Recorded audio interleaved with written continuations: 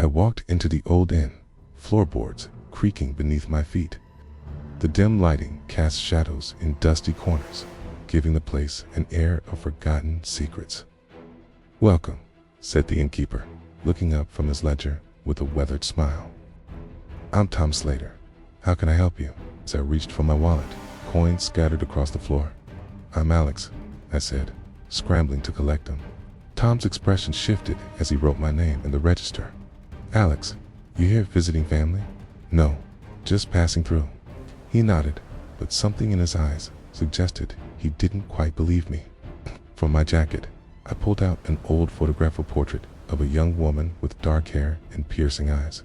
"Found this in my grandfather's attic," says Evelyn on the back, signed by Richard Blackwood, dated 1905. Tom studied the image. Richard Blackwood.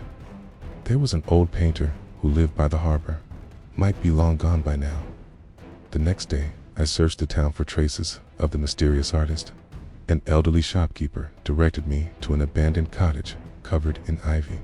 Inside, dust-covered canvases lined the walls, haunting seascapes and eerie portraits. In a desk drawer, I discovered Blackwood's diary. The yellowed pages told of his obsession with a muse named Evelyn, whom he'd grown convinced wasn't human. His entries descended into paranoia, describing her with otherworldly features. At the harbor, old fishermen remembered the eccentric painter who worked by moonlight. One leaned close and whispered, "There's something out there in those water shapes, moving beneath the surface, lights flickering under the waves."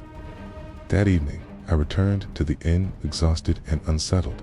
Tom looked up from his ledger with knowing eyes. "Find what you were looking for, cast."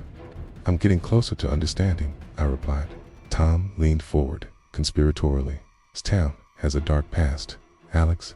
Strange occurrences, unexplained events. Some say it's cursed and haunted by the sea itself."